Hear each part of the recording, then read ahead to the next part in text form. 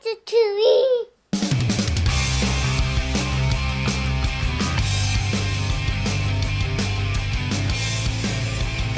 What's up, everybody? Welcome to another episode of the Colby Cast, where we dive into movies, 21 gigawatts! TV, Sometimes I'll start a sentence, and I don't even know where it's going. I just hope I find it along the way. and everything in between. Well, I don't know how you get a podcast, but you should look into it.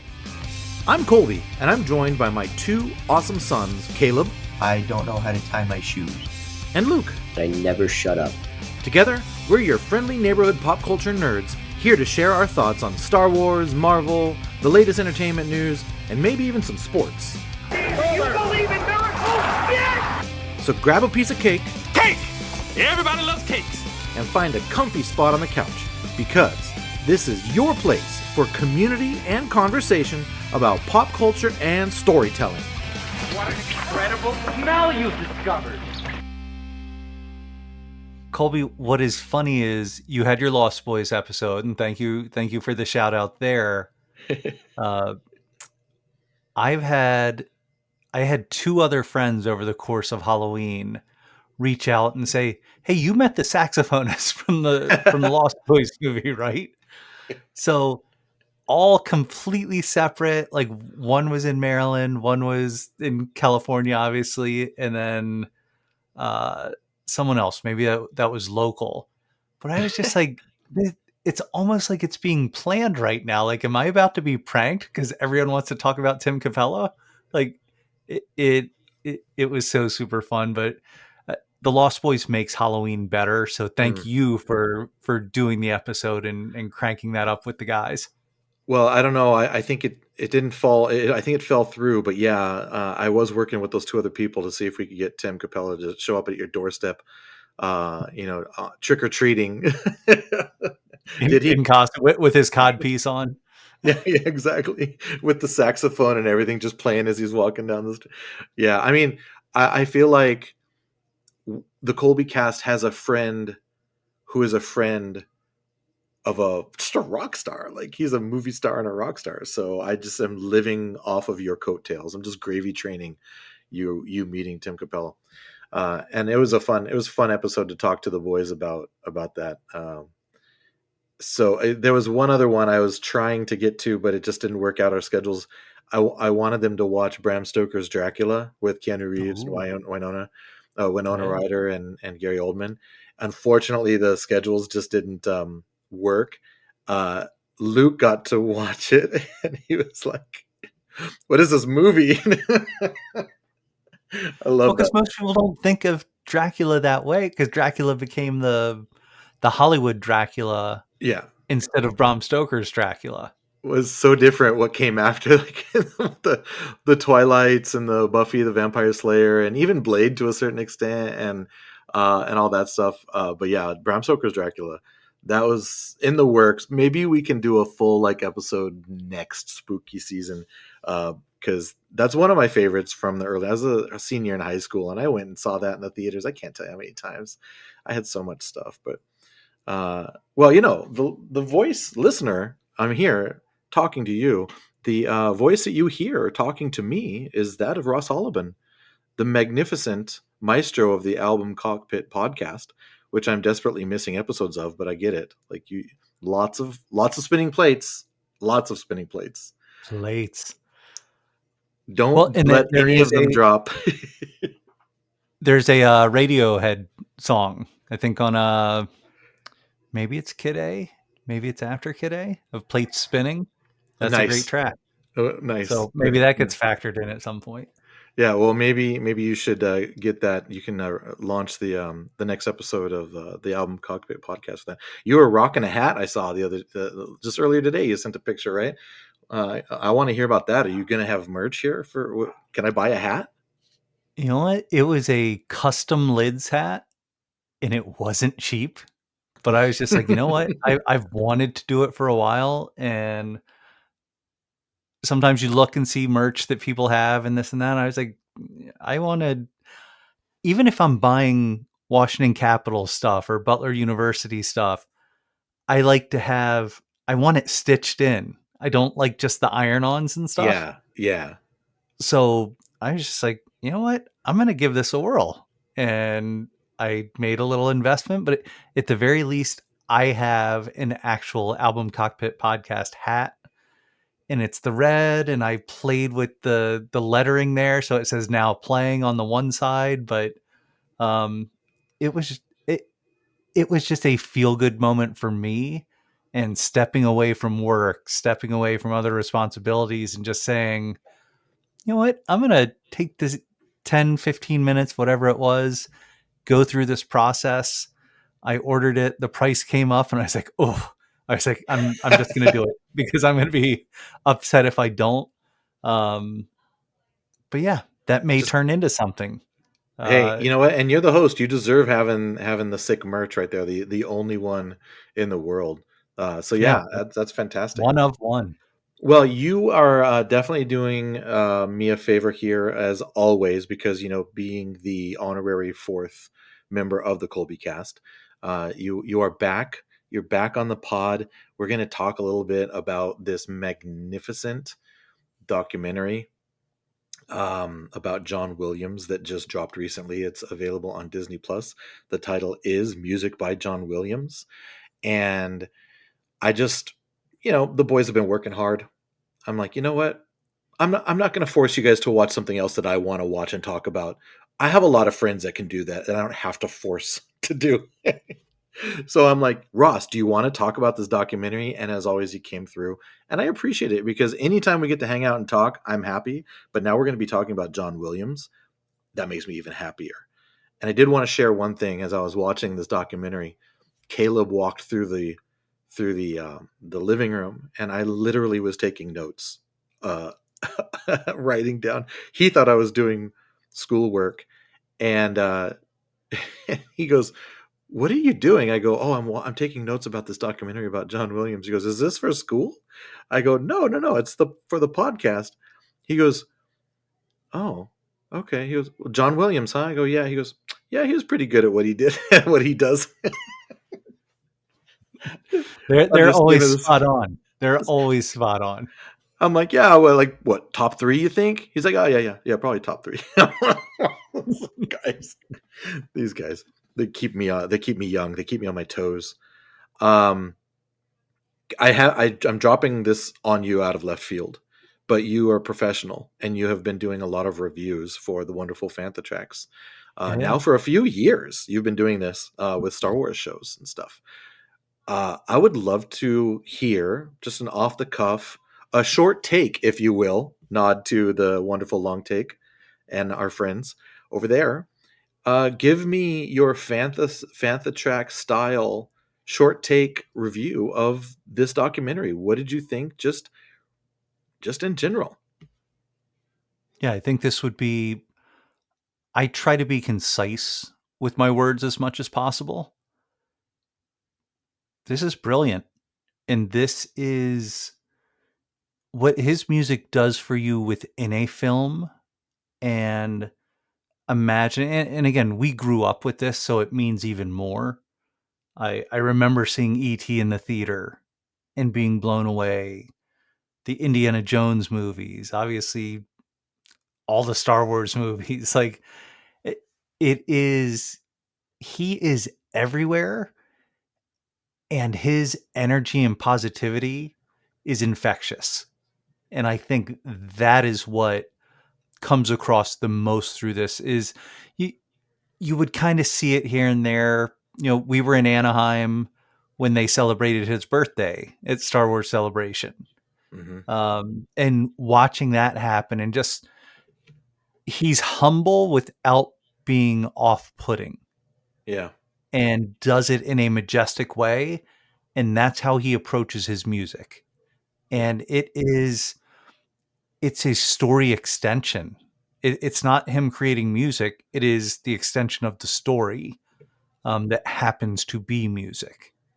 And someone says it in there, maybe it's Chris Martin from Coldplay, talking about if Spielberg isn't there and Williams isn't there together, we don't get quite the same thing right. with Jaws, with any number of films, because Williams done almost all of the Schindler's List.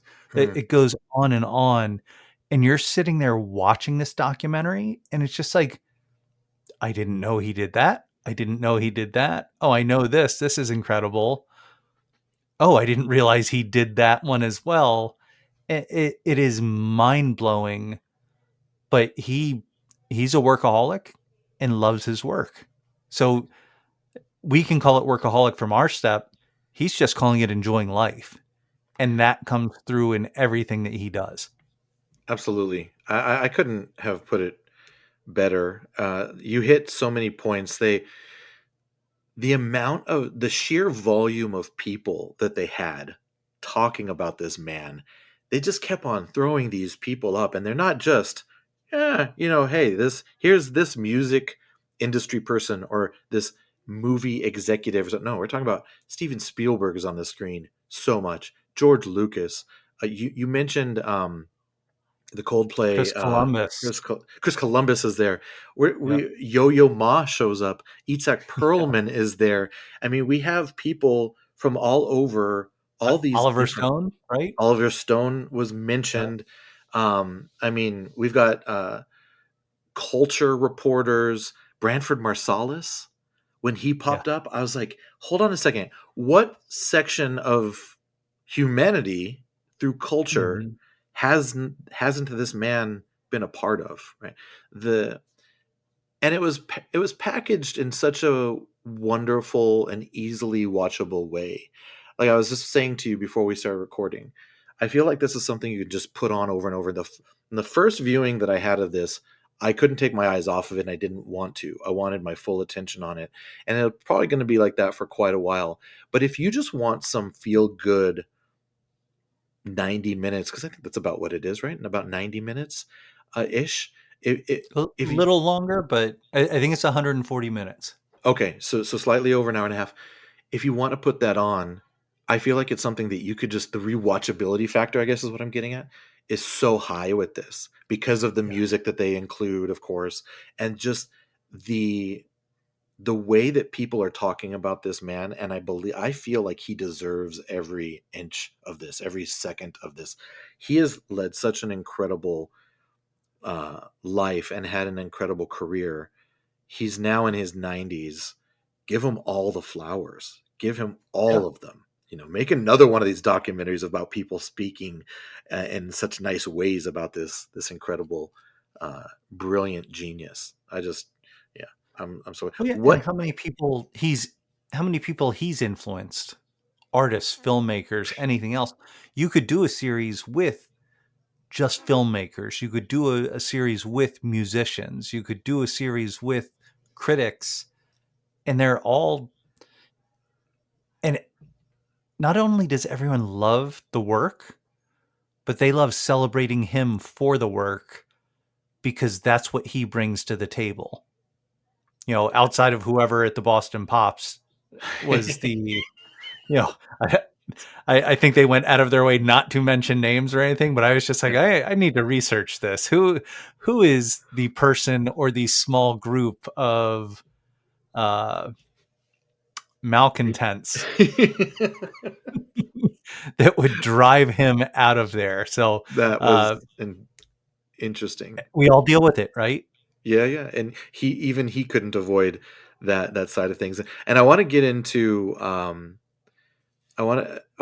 specifics of the documentary, but before we do, because you mentioned it, and I'm glad you did, about how many people he has influenced, how many people his work has touched. I'd love to hear what his work has meant to you in your life. We're very similar in age. We Mhm. have very similar tastes and interests. So we probably watched a lot of the same things growing up. What has his work meant to you throughout the course of your childhood and middle age and now into this section of your life, which we're still in middle age, but getting a little bit older through that? What has his work Yeah. meant to you in that regard?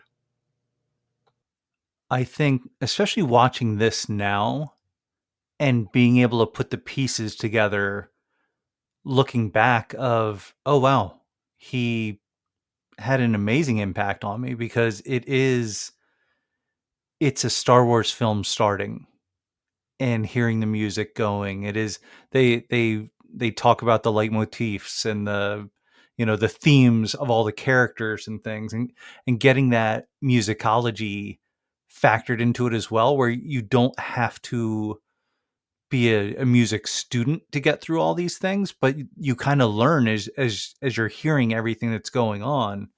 Um, I think about being in the theater and watching ET the first time, and I mean, it doesn't get much more powerful than that. Like, I think we're the luckiest people alive with when we were born, and what we've been able to see through technology advances, storytelling, authors, filmmakers, musicians, all of that. Like, we we have been provided such a gift, and being able to look back on that and in the nostalgic component of things and say everything that I've loved, he's played a role in so much of it.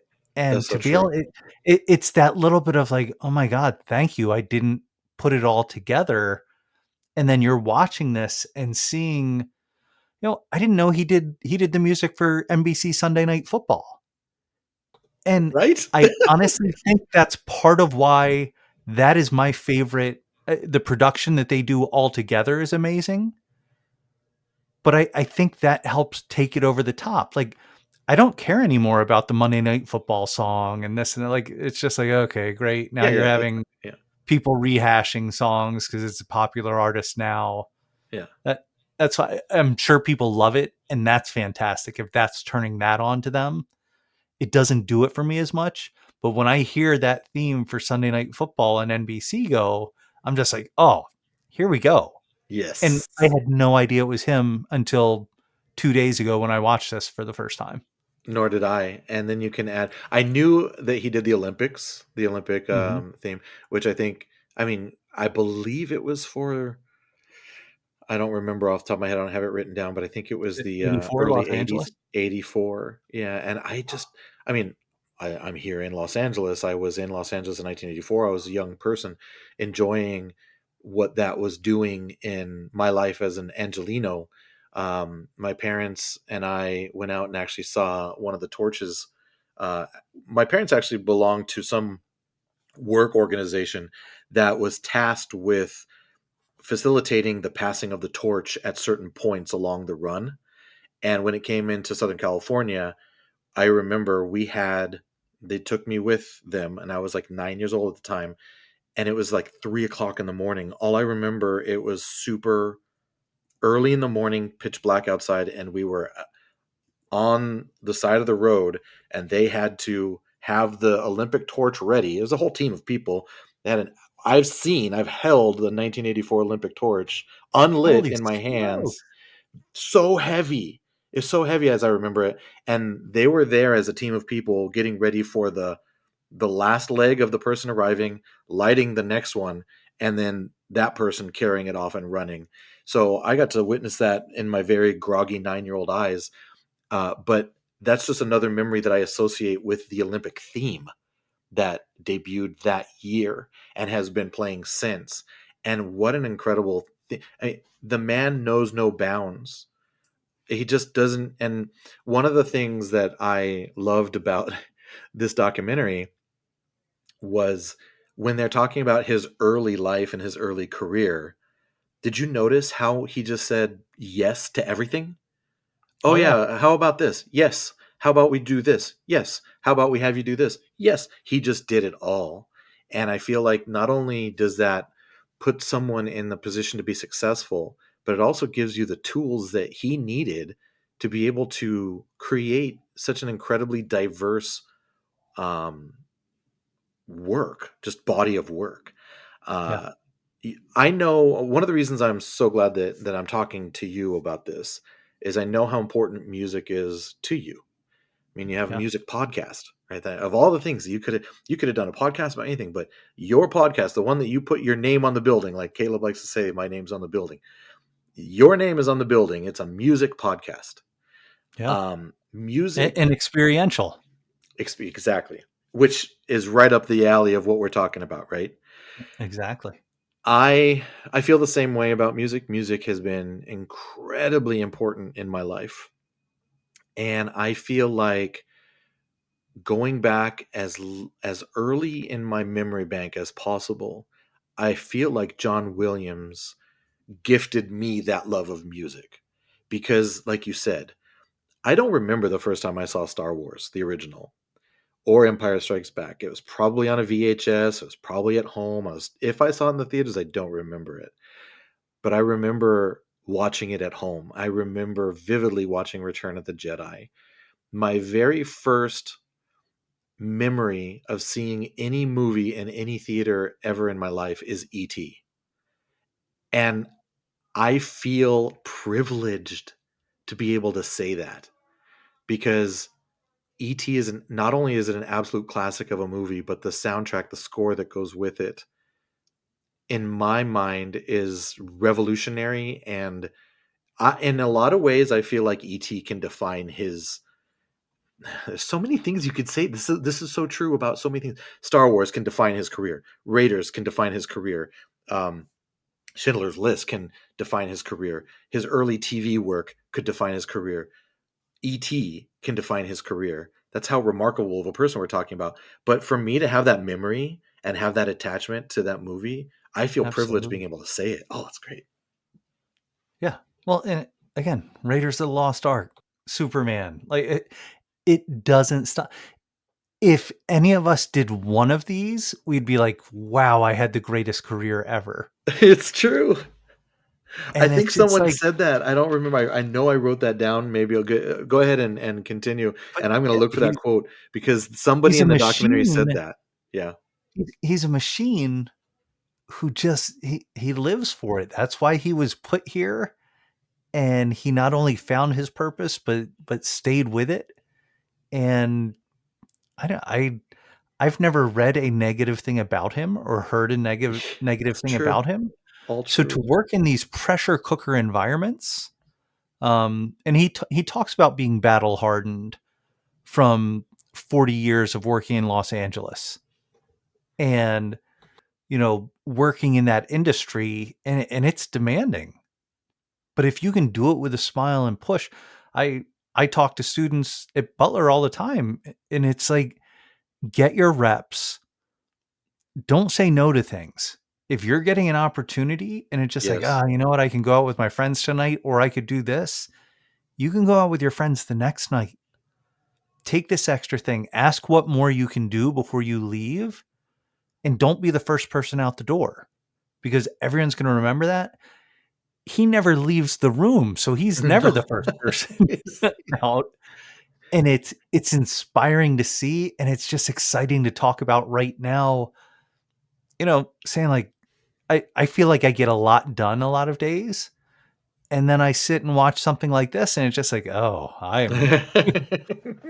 it's like I'm the potato in the bottom of the sack there. Like it is just like, do You more. wonder how he has. I mean, not only how do you have the energy, but how do you have the bottomless well of creativity, and it just keeps welling up. I actually did find, I'll paraphrase it, but it was J.J. Abrams that said you could take any of those scores that we mentioned, and another composer, if they produced that, it would be the achievement of their career. Right. And how many could you say? I mean, you literally could just go and list them from pretty much 1975, 74 Yeah. to, I mean, he's still scoring movies now. He scored the Fablemans, Steven Spielberg movie a couple years, was it 2022, I think, or maybe last year. Um, I knew that he did the Harry Potter movies, um, but the fact when they started talking about Harry Potter, it was almost just like, oh yeah, that's right, he did Yeah. that Because too. you think Star Wars, like at least I do. Like it is. If I hear John Williams, like, oh yeah, this Star Wars thing, and it's just like that may have amplified everything the most, but he's already just been so impactful and brilliant. I was disappointed that even though they had JJ on there, we did not get the shot of John Williams from the sequel trilogy movie where he's the bartender. Yeah. Um, but like because of his music and everything, I have the Tops Now card of him as that bartender. That's amazing. Because I was just like, yeah, I have to have this John Williams card, even though it's the character name, and I'm it's not coming to me right now. But it just, yeah, like There's I a have to have this. there's a really nice behind the scenes look at that for the Rise of Skywalker Blu-ray edition. They have how they like to include features back behind the scenes features, and they do have a nice little segment talking about that whole thing, his trepidation at doing it, but then his excitement once he committed, again saying yes to something. Um, yeah, it was a wonderful. Oh, I'm so glad that this exists because it's sort of just like an all-star reel of his career and his life, and it's just something that you can go back to and just feel good when you're watching it. Uh, there's so many things that we can take away from this documentary.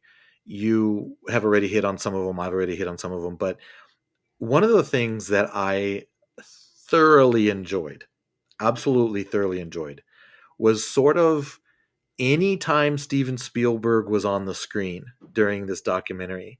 And I just came away from watching this show with these words in my mind. Steven Spielberg is a fan. He is a fan of John Williams. And I I love George Lucas, and I'm so glad and I'm very happy that we got to see him because he's not doing a ton of stuff. He's got his museum that he's building in LA. I'm sure we're going to start seeing him more in the public as that starts nearing completion and its opening next year. But he doesn't have a lot of public eye. He's not in the public eye a lot. Steven Right. Spielberg is so much more. So I really enjoyed getting to see George Lucas included in this and hearing what he had to say. I love it when he calls him Johnny. It's just, to me, it's Yeah. just so great. And they said in this documentary that his friends call him Johnny, so we know they're close. But Yeah. when I saw Steven Spielberg on this every single time, I just felt like not only is this man his kindred spirit professionally, creatively, they're friends. They've known each other longer than I've been alive. But Steven Spielberg, I still feel like gets awestruck when he's around John Williams. He just loved. My favorite parts were when they were in the same room, not just even talking about him, but when they were together and you saw their energy. They almost were they were giddy. They were friends Yes. hanging out. I think one of them at one point calls the other one babe early Yes. on, I think. And it just made me giggle because these Well, two and was people are Sweetie one or sweetie. Sweetheart? Yeah, Yeah, yeah. yeah, yeah. It's That amazing. I agree, and even just the small show of appreciation and affection between the two. So like it is a just light forearm grab. It is a touch of a shoulder.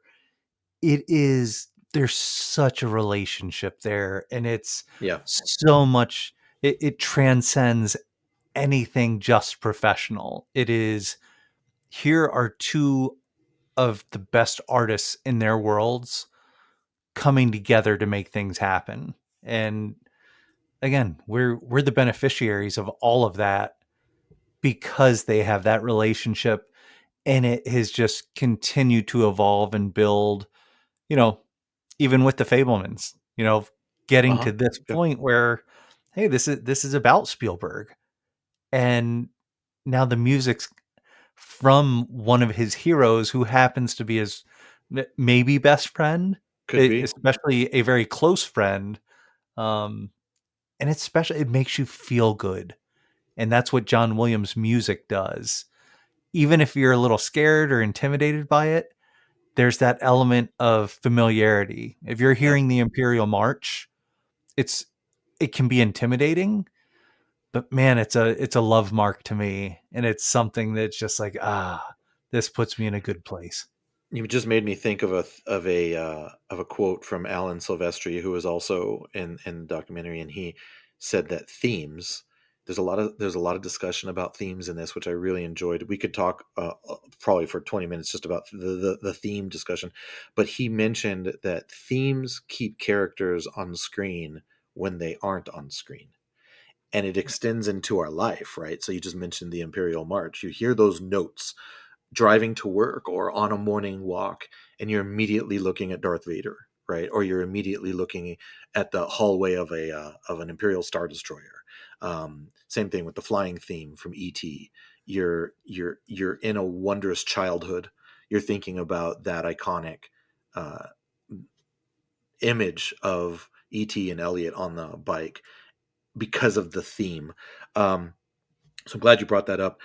we There's other theme discussion, but I didn't want to quite move on from the Steven Spielberg love fest yet, because a few things that stuck out to me regarding Spielberg and Williams is when well, first of all, I liken them to like a Lennon and McCartney relationship, Yeah, yeah. where but except maybe Those guys were in a band together, right? I think, yeah, it Yeah, was named after like an insect with a play on words. Was yeah. something. You're kind of a fan. A little bit, a little bit. But I think that the Spielberg Williams relationship and friendship was less toxic than the Lennon McCartney, because I think there was a little bit of a, with strong love, you also have strong. What's the word? What's the quote from Star Wars when darkness rises, light rises to meet it. I feel like that's more of a Lennon McCartney thing. Yeah, yeah, When you look at Spielberg and John Williams, it's all love. It's just love. um, it stuck out to me when Steven Spielberg said, and I think it was when they were speaking about Schindler's List. He said that when he makes a movie, he sees it the way he sees it. But then when John Williams comes along and adds his score, Spielberg sees it how John Williams sees it. And I find that to be fascinating, because not only fascinating, but very selfless and very almost humble in a way that a creator of his kind, a brilliant genius as Spielberg is, um, would say that he's willing to step away from his point of view and look at his movie through John Williams' eyes. Is remarkable to me. I just think it's such a powerful quote. And then to sort of go along with it, near the end, John Williams said that meeting Steven Spielberg was the luckiest day of his life. yeah, And I just love the humility behind those two quotes from these two gentlemen. yeah. And it is, to me, they are those ingredients that come together, and it is a layer cake of different flavors that melds perfectly together. And the first bite, the first magical bite, is as amazing as the last. And because everything works together and melds together so perfectly. And that's what they are. Like, they were put together that way and just did incredible things. And that, I mean, not that he didn't do unbelievable stuff for other directors and filmmakers and stuff, but their relationship is so special. And I think seeing that come to life throughout this film or throughout this documentary, it's just fun. Just And joyful, just so much joy. every time you watch it, you can smile again, because you're just like, oh, they're two giddy little kids playing with each other right now. It's like me and you being on Rebel Base Card and Greg having to scold us because we're goofing around again. Yeah, we should do that. I like to goof around with you on the Rebel Base Card podcast. Um, just kindred spirit. It's when you have two people that just operate on a level that they're operating on. It's just magic. It's like real magic, and it was a joy to see that aspect of it. Like, if I just wanted to watch this documentary just because of that point of view or that side of it, I would come away just smiling. Um, Another thing that I felt was so interesting to me was the fact that he still picks up a pencil. Well, let me say it this way: the fact that the man has been doing this since the 50s, Yeah. writing. I've never really thought about this before. These composers, up until just in a historical sense recently, have had to write these little dots and these lines and these little squirrelies and these little squigglies. I mean, just looking at any kind of sheet music just should blow your mind that anybody ever wrote those with pencils. And John Yeah. Williams is still doing it. He's still Every morning. writing it. He said that he writes something every morning. Yeah. Incredible. And he still, to go along with that point, it was sort of separated in the documentary, but it goes along in the same idea. He's putting pencil to paper and he's still using live orchestras. They made a point to talk about, and I really like the fact that they didn't come out and condemn this. They didn't throw shade at it. Yeah. These modern composers that are using more electronic means to an end. I don't feel like John Williams looked down at that in any way, shape, or form. He just said, I just haven't learned that. I just prefer to do it this way. And this is what produces what I produce. The fact that he still uses an orchestra. And I liked, there was a violinist. It may have been Annie Sophie Mutter that said that he's preserving the actual craft of the musician Yeah. and how that translates into a piece of music and through the screen of a movie. There's something also magical about that process. Knowing that this man is still here with us and doing this on a daily basis where he's writing music with a pencil and paper and then will hand it to someone and or even conduct himself with a room full of musicians is so charming and it's awe-inspiring to me. Yeah, and Spielberg really doubled down on that in in this as well, talking about like, yeah, this is an art by itself, using an orchestra, conducting this, putting it together. So that's again where they're on that same wavelength. Um, and they're just, I thought it was very cool, and it builds off of one of the points you made, uh, talking about more technology in music and digital components and things like that. He said, I hope I'm here 50 years from now, or I'd like to be here 50 years from now so I can see where they're taking it, because I Yeah, think he's fascinated by it, yeah. but he has his process. And hey, I love building it this way, but it's really interesting what those what the kids are doing uh, The kids. right now as well. So, but then I think about that, and as he's talking about that, I think of Ludwig Göransson and The Mandalorian, and yeah, Incredible. that's he tucked himself away and had real instruments, but a lot was, hey, what's this synthesizer doing? How can I manipulate digital sound here to create this? And I love that, going to Star Wars here, that we have that in all the different elements that we get, but it will always go back to John Williams. It will. And you just made me think of another point that I really enjoyed, which was when and for me, this sort of came out of sort of came out of nowhere, and I was sort of taken aback by it. But and then I was, at the same time, I was like, "Oh, this is sort of cool that we're watching this happening right now." When he started talking about he didn't say he's jealous. He made a point of saying that he wasn't jealous, but how protective he feels about his scores and his music and how he likes to do sequels or Yeah. more when he's able to. Not that he doesn't, and he's always so gracious. And he makes a point to say, not that he doesn't think that other people can do a good job with them, but he just has this protective feeling over them. He wants to continue that saga or that legacy. So to think about Star Wars now, and the works of like Kevin Kiner, Michael Giacchino has also stepped into the galaxy. You mentioned Hello, Rogue Ludwig One. Göransson. Yeah, Rogue One, which is an incredible score. Yeah. Um, it's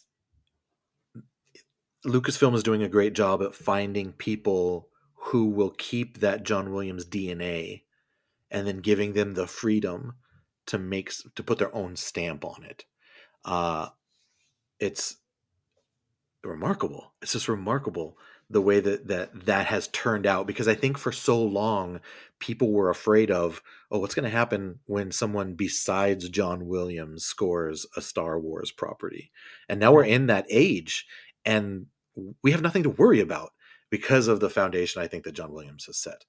Um, I was also, speaking of Star Wars, it makes me think of another quote from this one from George Lucas, where he said something to the effect of, uh, Star Wars, what he produced of Star Wars was only half. The other half is John Williams. Yeah. That's some praise. Yeah. But I mean, that goes back to what Spielberg said as well. And it makes me think, and I believe we've talked about this before, or else you've heard me talk about it.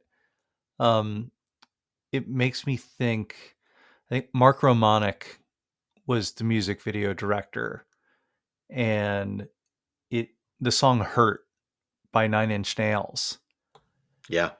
and then Rick Rubin got Johnny Cash to cover it, Yes. and it was Romanek's video. Like when that showed up, like it's a director's cut of like the video and making the video and things like that's how cool I am. I watch those all the time.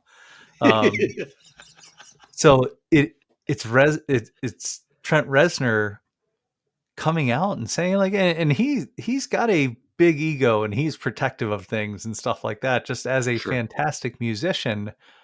But he's like, yeah, you know, yeah, Rick, go ahead. He can do this. Go ahead, redo the song. And then he heard it and he was like, okay.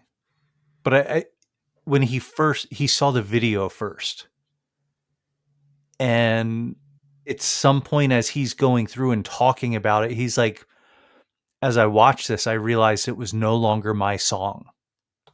Wow. And it was such a like it's a Nine Inch Nails hit, Yep. but he was just like, oh, he just took it to a different place and it means more Yeah. than where I was when I did this.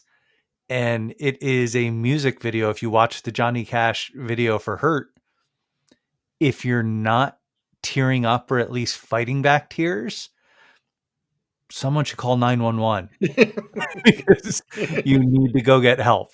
Bring an So, EKG here around. We got to get. so that's what makes me think about this. You have these directors, these amazing artists, award winning, they've done everything, but it's someone else's music that brings their film to life. And they're saying that's special. It is special. I mean, I've said this before. Don't ask me where, because I wouldn't be able to tell you, because I talk a lot. I feel like Star Wars doesn't. I mean, there's an argument that could be made that without John Williams' score, Star Wars does not end up being what Star Wars is. And there's so many great things about Star Wars. The enormity of this property, and just keeps growing and growing. But it all starts with that first horn blast and those yellow letters hopping on the screen, and you're just immediately transported into this galaxy. And if it isn't for that score, that first note, and the following whatever, however many, I don't know that the visuals, which are in and of itself world changing, I don't know that they become world changing if it's not accompanied with that score. Yeah. It's, somebody smarter than me should write a very detailed research paper about that, but that's my opinion. And I don't know that it's a hot take, because George Lucas sort of said it himself. Well, and if we're talking about smart people breaking it down and figuring it out, and you're talking about hot takes, maybe that's something for the long take. Yes, yes, yes. We're giving you guys some material here to talk about. Because you don't have enough to talk about as it is. Another, I have to tell you that I felt seen when I was watching this. When Chris Martin, Coldplay, was talking about how he wanted to have basically their walkout music onto their concert stage. They wanted it to be the flying theme by E.T. He became so giddy when he started talking about these moments and the fact that just talking about that movie and that music, I was like, yes, yes, validation. I'm an old man and I get giddy when I hear this music too. And here I am watching a professional musician and also a grown man, and he's getting giddy and emotional about it too. And I'm like, you're my people. Yes. I just had to share my emotional response to his emotional response. And that's what his this music does to all of us. I just really enjoyed that watching Yeah. that. Well, I mean, it's us talking about it. We can see each other. Everyone else isn't going to be able to do that. But, you know, Thank God for small favors. seeing all of those amazing artists and the people saying, like, oh, I can do this with him. And he's just like, yeah, come on, let's go do it. Like it's no big deal. Yeah. It's like, oh, I'm doing something with John Williams, or eh, I'm going to be in a film with him doing the music. It is sitting and watching Tom Hanks, and I can't remember if that was for Saving Private Ryan or It not, was. Yeah, I know what you're talking about when he was where up in he's in the the balcony. balcony Yeah. and John Williams is just like, yeah, it's great because he's up there, and it's unbelievable to have him that invested. He's like, but now I have these musicians that I need to have looking at their sheet music instead of up at Tom Hanks. Yeah. So again, just the humanity of it, where you're just like, oh yeah, there's the actor from the film, and he's here, and this is cool. But we have to do our music now. And it's not just any actor either. It's like Tom Hanks, one of the biggest movie stars in the history of cinema, but John Williams, always a bigger fish, right? He's like, hey guys, we need to focus. He said it. What did he say? I need them to stop looking at him and look at their sheet music. Yep. So many wonderful moments in this. You know, the stuff about Tanglewood when he was talking about going back there was he's like, it's 43 years or something, going to this educational institution in the Northeast. So many wonderful moments. We're getting on in the conversation, and I do feel like my last topic may have a few words that we are going to say about them. So I want to make sure that we carve enough time out of this. I could talk about this documentary even more. I don't know that we've even scratched the surface of the 3 pages of notes that I've scribbled with my madman handwriting. But I selfishly just want to talk about his music, and I'm also very interested in your answer to this question. It was a struggle, but I managed to put my top 3 John Williams songs on a list here. And what I mean by this is not a theme, no cheating where you like just talk about a certain like Yoda's theme. I want you have to be able to pull this up on your Spotify or your YouTube music and be like, "Oh, I'm going to put this track on right now. This is the top 3 John Williams songs that you could pull up on your digital and play right now." I can tell you for me, number 1 and number 2 was very easy. Number 3 was very hard. So I want to hear yours. So just give them to me one at a time because we're going to chew on them. Yeah. You go 3, I'll go 3, and then so on and so forth. Hit me with And it. What is the number 3 on your list? I think a lot of our friends that may be listening to this are just like, okay, what deep cut is Ross going to try to pull here? Because I often try to do that. And I you, no, you do not try. You do. Yeah, and that happens sometimes, but here I didn't. It really is. uh, Here are the magic moments for me. So, um, I'm not going to pick a specific 3, 2, 1 order, but I'm going to put these three as the ones that stand out to me the most. I like it. I like it. Duel of the Fates. That, to me, that just reinvigorated that. That's a new movie coming out. That Mm. is, can this be the same as what Star Wars was before with the original trilogy? And then it is just, it's mind blowing to me every time. I think I've talked about this on podcast Stardust before as well, of just Duel of the Fates just owning space in my head Yeah. rent free absolutely all the time. So that's one. The other's been mentioned. Chris Martin goes nuts about it. The ET flying theme, that is believing in magic as a kid that carries through with me today. And that still makes me believe that there is good, there's magic, there's special things out there that can occur. And then the other one is, it makes me think of Christmas. Uh, but it's Hedwig's theme from the Harry Potter opener. And whenever that comes up, if I hear those chimes or those bells, I I get taken I get taken to Hogwarts. And it is just incredible to me, and it takes me through all the stories, but it makes me think of them on the train with their candy. It makes me think about Harry escaping from his aunt and uncle's house to get to where his friends are and where his found family is. So those are the three that hit me the most. I could swap out any one of these Of or course. have a complete different list of three a couple days from now. But this was the initial gut reaction. And if Dan Zare listens to this, apologies that Raiders March is not on my list. I feel like you And owe an Anthony as apology. well. Well, Anthony as well. and Greg Cass. You don't Yeah. leave Greg out. Yeah, these are our Raider super fans right here. I have something to say about every single one of your tracks. Are you surprised? Never. Duel of the Fates, I can tell you exactly the first time I heard this song.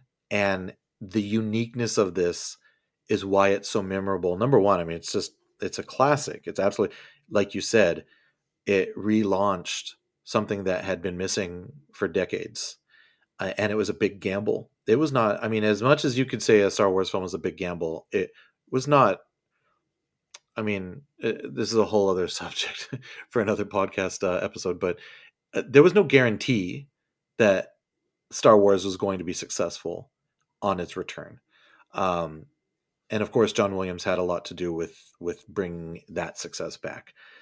I was driving, listening to, I think it was Kiss FM, which is a local like top 40 Mhm. radio station in Los Angeles. So not like I mean, I don't know where you play film scores on the radio. I don't know what radio station exists for that, but you don't hear film scores on the radio.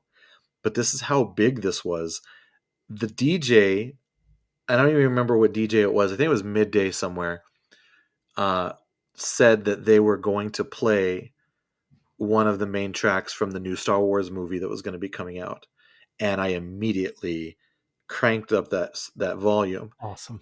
and they played Duel of the Fates, and this was before the movie came out. It was like maybe the week it was about. So just it was in the full swing, right? All the hype was starting, and they played it on actual terrestrial radio on a top 40 radio station. And I couldn't understand what I was listening to. And by the middle of it, I was like, get me into a movie theater right now. I have to see this. And I was already like that anyway. Who am I kidding? Right. But it just, that desperation to see it was just cranked up even more. So what a weird way to hear a Star Wars song for the first time over a radio station in your car. I'm going to talk a little bit about the flying theme here in a second. I'm going to put a pause there, but I love the fact that you included it. But my comment about Hedwig's theme, I'm not a huge Harry Potter fan. It's just one of the franchises that didn't hit my radar. I have a respect for the films. I've seen them in recent years. We actually went and watched them, and I love the music in them, of course. Uh, all started and kicked off by John Williams. But my story about this, of course, has to do with Star Wars, because if you listen to the finale of The Last Jedi, it's remember the broom boy, as that scene is playing out, the first few notes of that song in the movie theater, I'm like, oh, this sounds like Harry Potter. That Yeah. was, And then you get the it's broom flying. so, yeah, exactly. That's very, very, very good point. But it's such a random thing for me to think, because Harry Potter really isn't on my radar a lot. But as soon as I heard that, I mean, that's how iconic his music is. You don't even have to be a huge fan of the movies he's scored to be like, oh, I recognize that. Yeah. That's John Williams, Harry Potter. It's influenced by that. So anyway, love it. Love Hedwig's theme.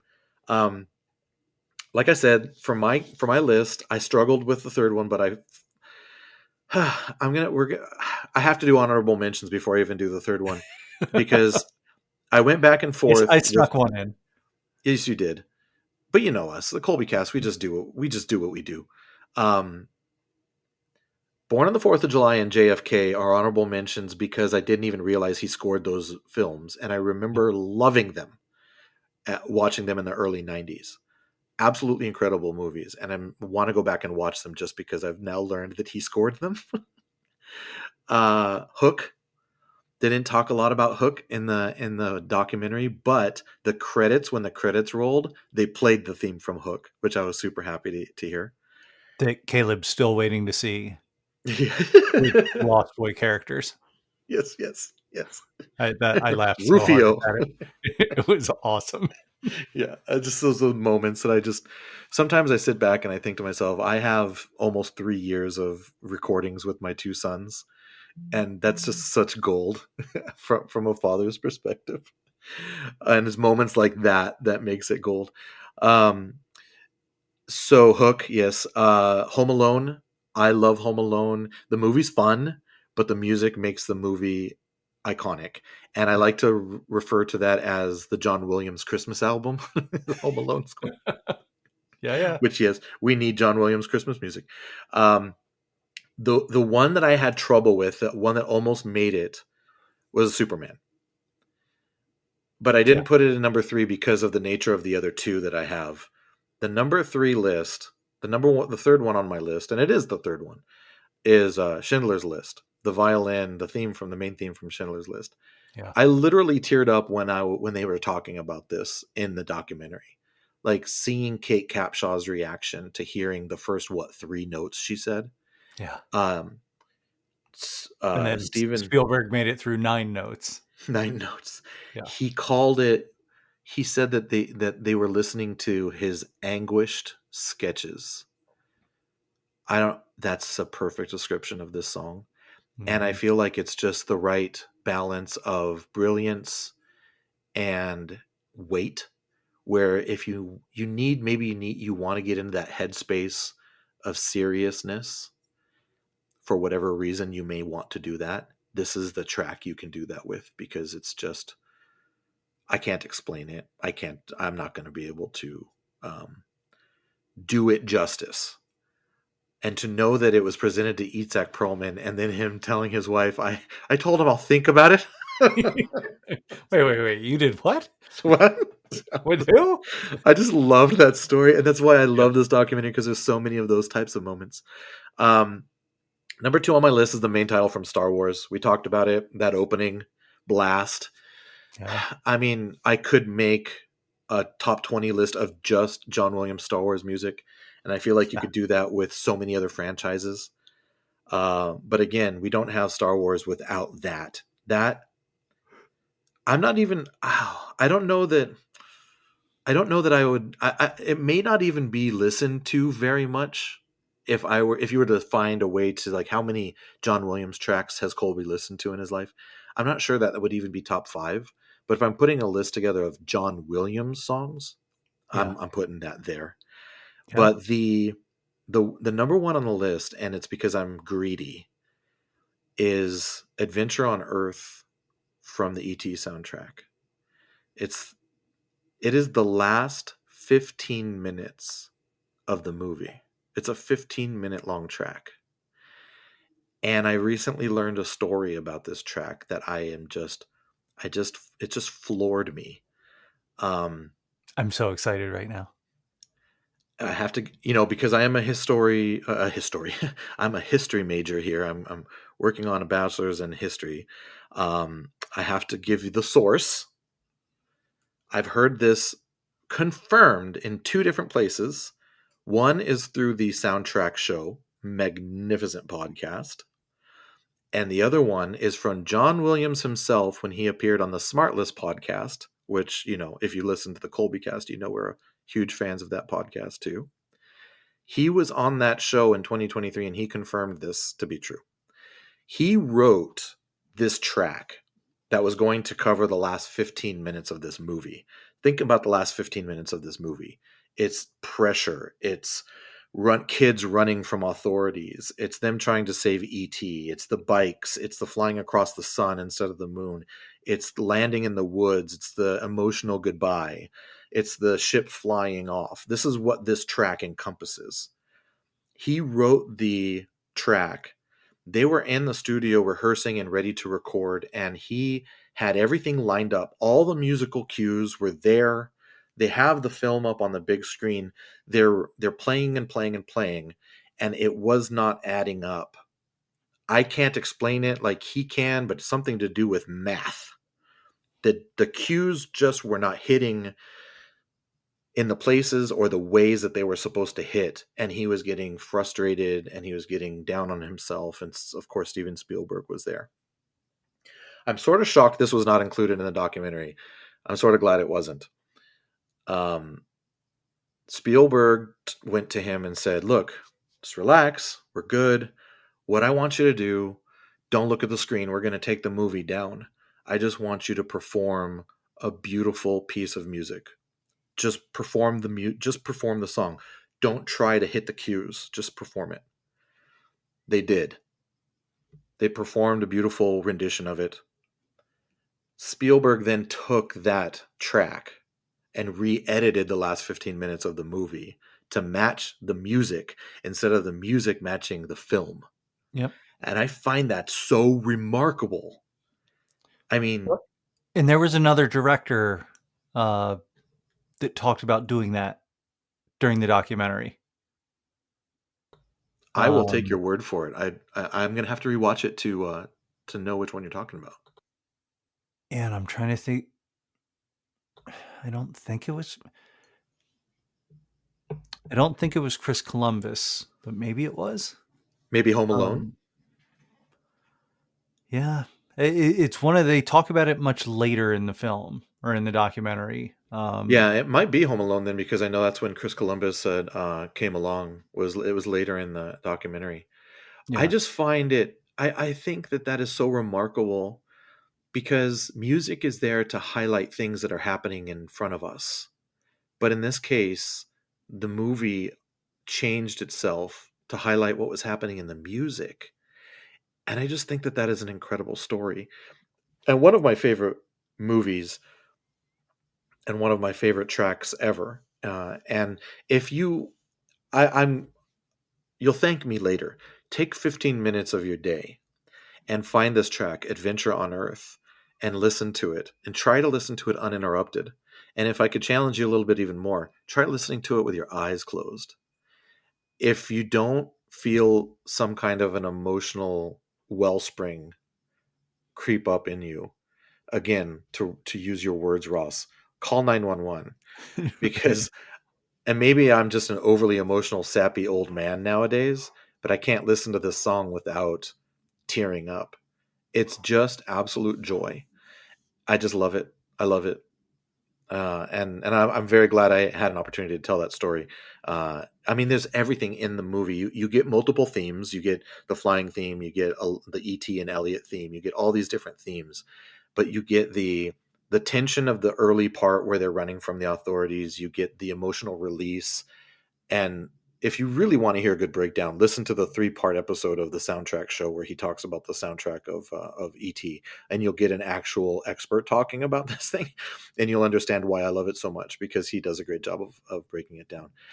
But anyway, I think that we have done an excellent job breaking down this documentary in true Colby Cast style. So, were there any final thoughts? Anything else that you wanted to share before we wrap this up on this wonderful episode? I hope we get feedback from people on this. I hope it is responding on your social media. I want to know what other people took away as their favorite parts. Whether you're part of our normal crew that we all text each other constantly, or someone who's a new listener. Like, this is just such a way to connect with people. And obviously, to me, I feel like you really learn about an individual, not only where they're from, but where they're going, based on how they interpret music and the music that has impacted their life. So I think this documentary just does an amazing job of that. Yeah, here. Oh, I agree with you wholeheartedly, and I wanted to thank you for coming on and talking about this. It's as soon as I saw the trailer, I think this trailer dropped like in September or something. No, and I didn't know it was coming out. It just sort of like appeared on my Instagram feed, and I was like, "Wait a minute, what? When it? Yeah, yeah. Why isn't it? Why isn't it November already? Come on!" Well, now it's here, and we can just sit there and re-enjoy it and re-enjoy it as much as we want, and that makes me so happy. Just like having a great conversation with you, sir, always makes me happy. We mentioned the Album Cockpit podcast. Let us know, let the listeners know, in case, like you said, maybe a new person has come along. Thank you for listening, by the way. Where can they reach out? Where can they find you on social media? Yeah, find me on Instagram at Ross Hollebon, at Popstar Indie, or at Album Cockpit Podcast. And, look for my writing on Fantha Tracks. I have the 4th issue of Star Wars, The Battle of Jakku, Insurgency Rising, right here in my hands. So I will have that over to Mark Newbold probably on Saturday. Nice. And that will get us through the first 4 of this 12-part maxi series that starts while the fire is still burning on Endor, taking us to the sequel trilogy. And there's some cool stuff that happens already in the first four issues. Yeah, I have told you that I am so scared of comics, but I feel like I would be able to read this one. But I don't know if I want to wait until it's completely out, complete, or if I want to torture myself on a weekly basis, like so many others are. But this And I think answers, that's Mary Purdue is just like, hey, when does the omnibus come out? yeah, So I can just read it all at once. So, yeah, uh, yeah, different approaches. They go so quick when you're reading a comic, and like you wait and yes, wait and wait, and then it just like, okay, that was just yeah. like the time it took me to eat a cheesesteak in my one hand as I'm reading, Why is it over reading. so quickly? So, uh, but yeah, But it's tempting because this answers the question that I had as I walked out of the movie theater in 1983. What happens next? it's special. That, It's so fun to go through it. So, Alex that's incredible. Segura writing it, and the team that he's working with, I'm enjoying it so much. That's great. That's great. Well, you've sold me on it. Now I just have to decide if I want to go on a weekly basis. So you said that that's the 4th issue that you were just talking about. Yep, 4 Yeah. of 12 is now out. Maybe I'll do a monthly thing. I don't know. We'll see. I do want to experience this story though. Well, So in thanks for some plugging it. episodes or some issues, these last 2 came out a week apart from each other. Oh, okay. Wow. So it is a tighter time frame. I believe the last issue is going to be like the first week of February. Oh, okay. Well, So they're cranking out at a faster pace, which makes it even better. excellent. Excellent. Well, as always, I've thoroughly enjoyed our conversation, spending some time with you. You mentioned it before, but yeah, listener, tell us what you thought about this music by John Williams. I would love to have some dialogue about this, because it's just something that you can keep talking about, whether it's the quotes or the moments or the music or whatever it may be. Something that deserves its moment in the sun. So let us know here. Include Ross in your responses so he can get a part of that too, either on X or on Threads or on Instagram. So Ross, I appreciate you. I thank you very much again for coming on and having some fun and thoughtful discussion. So for Ross, this is Colby reminding you that music is enough for a lifetime, but a lifetime is not enough for music.